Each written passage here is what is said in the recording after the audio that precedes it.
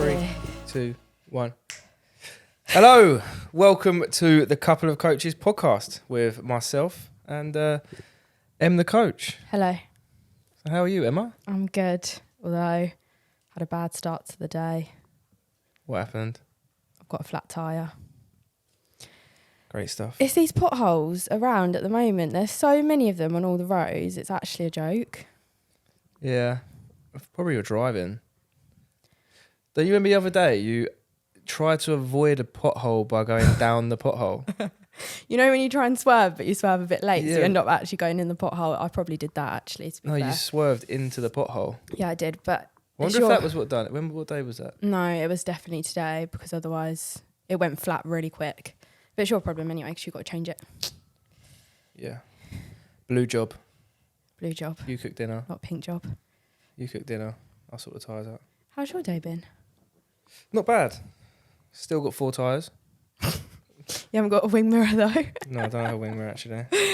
Our cars are just going through the walls at the I was moment. like, last week I lose a wing mirror. This week you bust your tyre. Yeah, Great stuff. bad times. Yeah, today's exciting. First day of the podcast. Mm-hmm. Train legs this morning.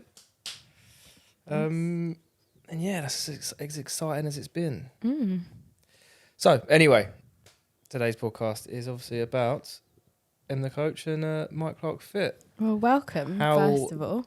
They met and how they got into coaching. Mm-hmm. They, like, it's not us. So how are we going to start this? You go first. So, Okay. how did you get into being an online coach? Start from the beginning. From the beginning. Yeah. So I was obviously a full-time PT first. Mm-hmm. In fact, I was actually a lifeguard. Before that, I was a cleaner. Dedication, Got to mate. start somewhere, haven't you? Started from the bottom. Yeah, no, I was.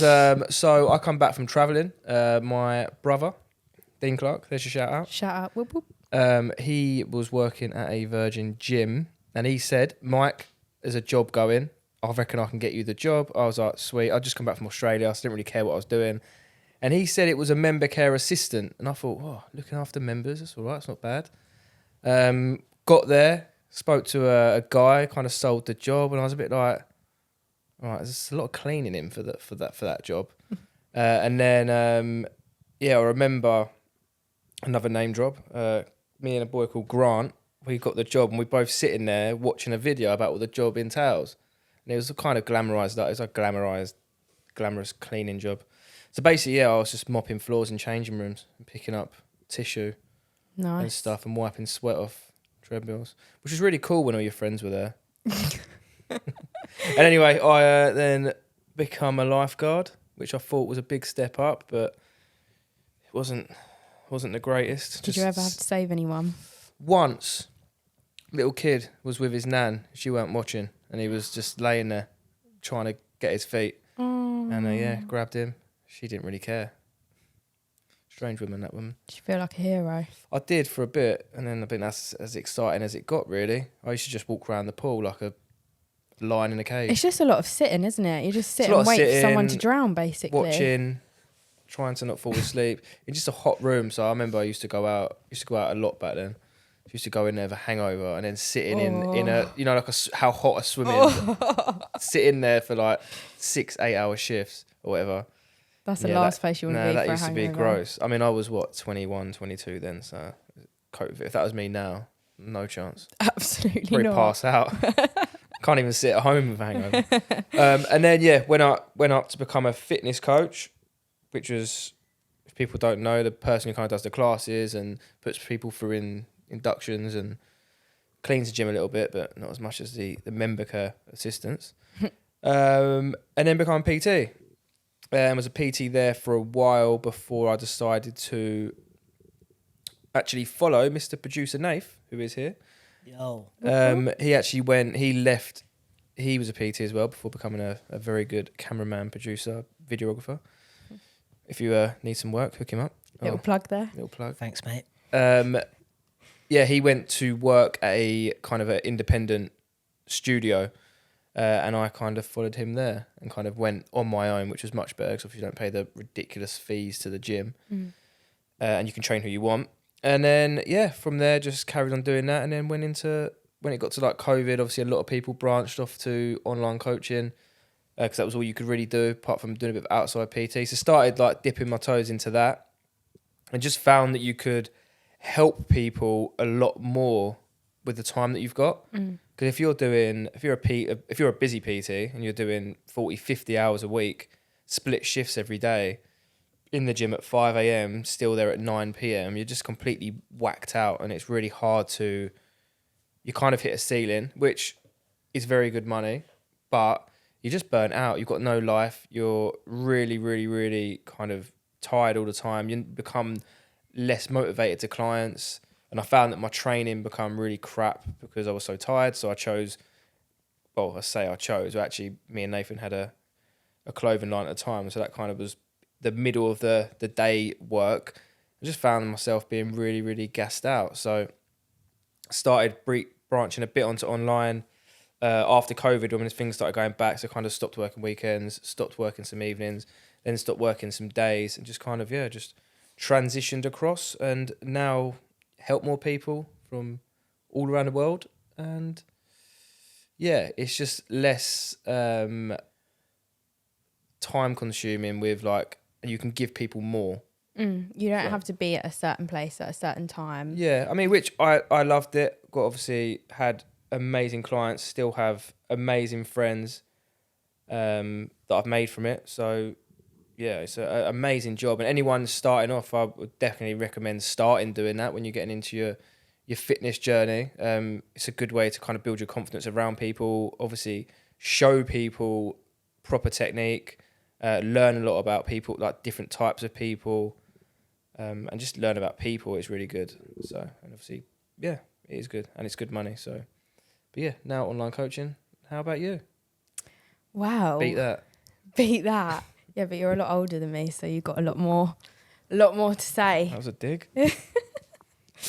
So I actually wanted to be a professional dancer when I was younger. Okay. So I was at college doing my A-levels, doing dance, obviously. And I obviously wanted to go to dance college, which you have to audition for. So I did 2 auditions. One I got accepted to, and one I got rejected, which was really fucking shit. And then I ended up having an injury. So I dislocated my knee, and it literally put me out of doing any sort of exercise. I don't think I put weight on my leg for like 5 weeks, lost all the muscle in my leg, and obviously couldn't audition anymore. So I basically missed that year of being able to audition and being accepted into dance college. So then I kind of saw that as a sign that maybe that's not what I was meant to do. So then I ended up just getting an office job once I left college at a law firm, which obviously was not what I wanted to do, although I didn't know what I wanted to do at the time. And obviously I'd lost a lot of strength in one of my legs. So I was like, how am I going to get this strength back? So I got into the gym, started training, really enjoyed it. And then I decided to just do a PT course because I was like, well, I want to do a job that's active, but yeah, it wasn't dance basically. So did a PT course mainly for my own knowledge. Like I didn't actually think I'm going to do a PT course and then be a PT. And then did that, obviously learnt a lot. Sticked with my office job and started PTing people like in their homes. So I just bought like loads of equipment that I just had in the boot of my car all the time. Travelled to people's homes, met some really nice people, and was doing that. And then I kind of just fell out of it because I didn't have that time to do it full time, if that makes sense. I think if you're going to start a business like a PT business or an online coach, you need all your time putting into it. Otherwise, it's just not going to go anywhere. Especially if you want to market yourself and pick up clients. You don't just magically pick up clients. It's a business at the end of the day, isn't it? It's not just a personal trainer. It is a business, so. And yeah, I just didn't have the time to put into it. I was too scared to quit my office job because I was obviously quite young at the time. All my friends were going out and I couldn't afford to just like not have any money. So I kind of just fell out of it and stopped PTing basically. And then I met you. Yeah. in So the I was second your lockdown. I was your inspiration. Well, I wouldn't go that far. But yeah, I met Mike, and by that time I'd like moved office jobs. I was still in an office job, 9 to 5.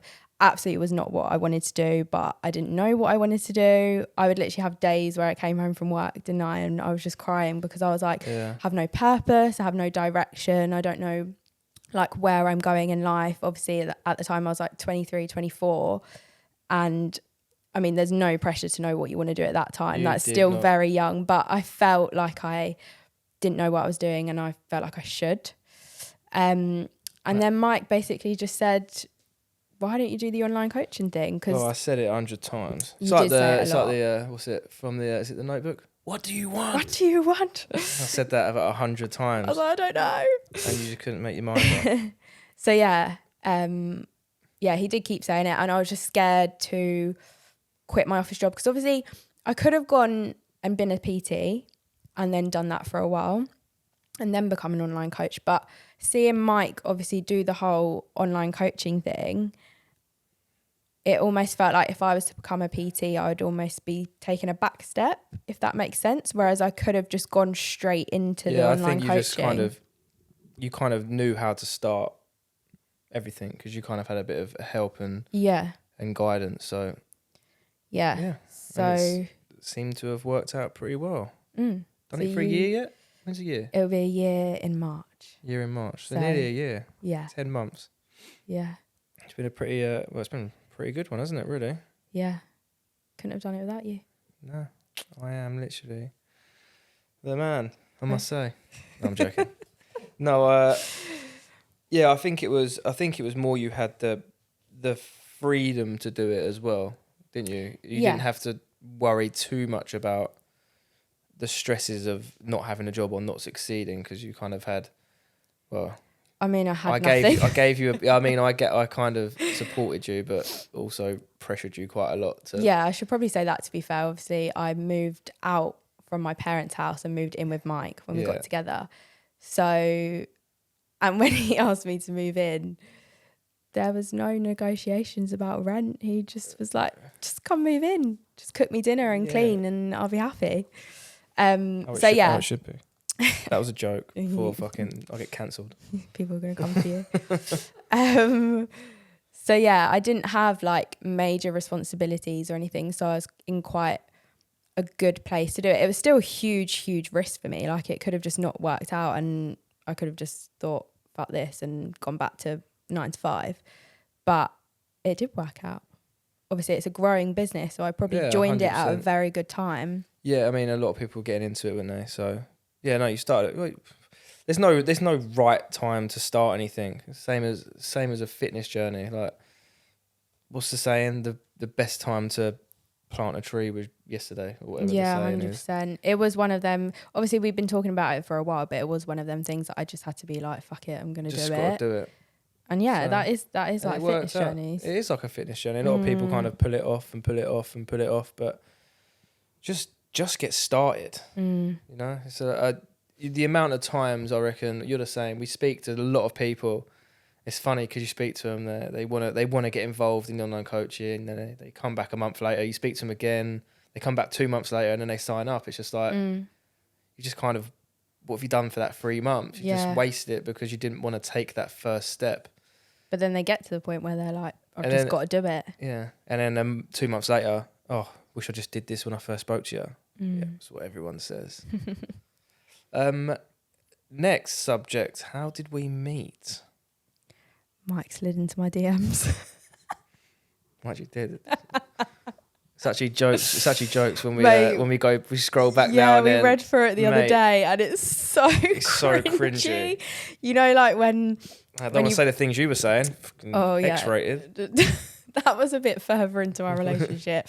We're talking about when we first met. So what was it? Fire emoji, wasn't it? Yeah, so I would like post stories of like myself. You know, I was single at the time. I was trying to get a bit of attention. Was that CD guy?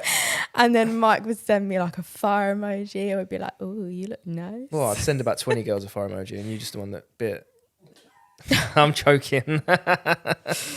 And that's the end of the podcast.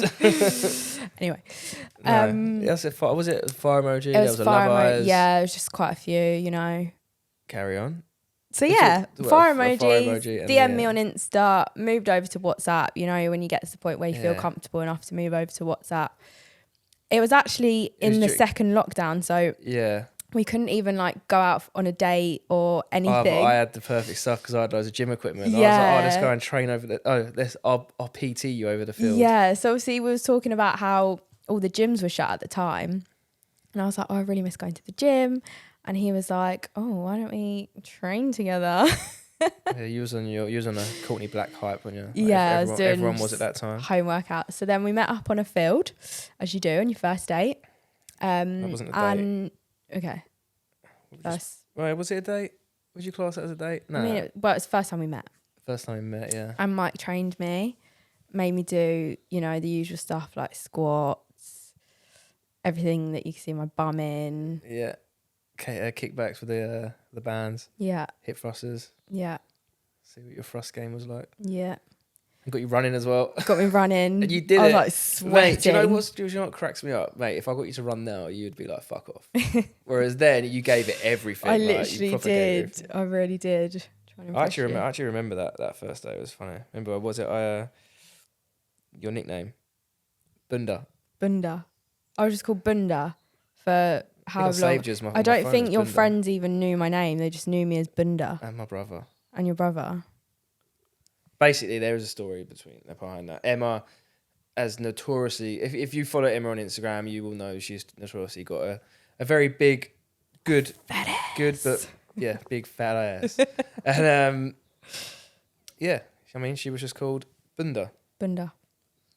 Anyway, aside from Bunda, then we kept doing that a couple of times, didn't we? We kept meeting up, training together on a field. Times, yeah. And then eventually Mike plucked up the courage to actually take me on a proper date. You have to call it a date at the time because that's all we could do. Yeah, so we went down to Brighton, didn't we? And we got some food on the beach. How romantic. Kind of winged it, didn't I? I was like, yeah, I know, a nice little walk. Just walked anywhere. Yeah. Got a Turkish. Worked out pretty well. So we walked down, round, got a Turkish, sat on the beach, watched the sunset, and yeah, that was date one. Date two, the terrible one, the ick one. What was date 2? Oh God! Right, girls who are listening, you're gonna get the ick because this is the first time. It was on the second date, so it was quite soon, but it's the first time that Mike gave me. I didn't give you the ick. You gave me the ick. Was it actually ick? Was it? So obviously it was lockdown. Men had a real struggle because they couldn't get a haircut. So Mike's hair, like if you saw Mike the way that I first met him, you honestly wouldn't even recognise him. He had the biggest mop of hair on his head and he actually has really curly hair when it's long. So he had these little curls in his hair. It's almost like an opposite catfish, wasn't it? Like, yeah. We might have to, you'll probably kill me, but we might have to insert pic. Producer note. Insert pic of Mike's hair. So yeah, he had this really long hair and every time I met up with him, he was wearing a cap, obviously to cover up his really long hair because he hadn't had a haircut in so long. And we was in Brighton for the second time, weren't we? Just got food, walking down to the seafront. Very windy day. Not good for Mike with the long hair. So we're walking down, he's got the food in his hands and this big gust of wind just flew his cap off. Obviously, I hadn't seen his hair yet, so I didn't know it was that long. So his cap flew off and he just had all this hair like blown into the wind. And then he was running after his cap kept blowing in the wind because it was just blowing away from him. And I was just stood there thinking, giving me the ick. No, I'm joking. It wasn't the ick, but you know when just cringy stuff like that happens when you just met someone. It wasn't the best moment, I must say. No. And then you got your hat back and everything was fine. All right. And then you got a haircut when we came out. It was a bit windy, wasn't it? What did we get that time? Tortilla, yeah. banging. It was a bit uncomfortable, though, wasn't it? 'Cause it was so windy and we were just standing down there, just standing in the wind, having a chat. And you told me that your mum had already stalked me on Facebook. Yeah. Michelle. Michelle. Mate, you know, mums are detectives, though, aren't they? Yeah, especially they on old literally are. Facebook. Yeah. Yeah, she'd already Facebooked me. Looking for local girls called Emma that fit this age range. That follow Mike and Mike follows back. Yeah, it's quite funny. She found you. But anyway, the rest is history. And we've been together, what? You're going to have to do the maths for me because you know I can't do maths. I don't even know the date. It was a year. Actually, yeah. When's no, the date? no, don't. Just No, don't come do on. I don't know the date. We, I don't know we the spoke date. about this the I'm other not good day. with dates, Emma. We spoke about this the other day. No, I don't. Guess a month. I'm not going to sit here for half an hour. Fucking the views are going down right now because people are bored. Okay, so if I tell you, we work out how long we've been together. Yeah. So we were officially got together on the 19th of June. Okay. So that'd be 2 years in June. Yeah. So what's it now? Minus, It's painful. minus 5 months. So 24 minus 5, 19 months. 19 months we've been together. There you go. And that is that. Ecstatic about it. Going strong, I reckon. But anyway, that is how Mike and Emma met, and how and what we do. So, And we're basically a couple of coaches. we are a couple of coaches. So that was our first episode. We hope you enjoyed it, and yeah, we look forward to round 2. You can find us on socials. You can find us on Instagram, TikTok, YouTube, at I don't even know what it is. Couple of coaches. _, Underscore a couple of coaches. You can Google us. I don't know what will come up. Cheers, producer Nave. Last week you said Google, you said something about. Oh, on Gmail. Yeah, find us on Gmail. Anyway, find us on socials. Follow us to be up to date with all our episodes that come out. Probably going to come out on the same day every week, aren't they? Yeah, we'll start with just weekly, ease you in, and then get some special guests on, which we can't wait for. So if you listened, thank you for If you listening. made it all this way, Yeah, bloody I mean, hell, you are. fair play. You are a true we love supporter. you. And definitely follow us on socials because we are going to kind of ask for some questions, and we are going to finish our podcast with kind of questions that you would like to ask me or Emma, or also some freaky gym stories, which will be quite fun to read out. Obviously, we won't say your name. So yeah, follow us on all socials just so you can kind of get involved when we ask people for questions and stories. That's that. And that's that. Thanks for listening. Peace. Bye.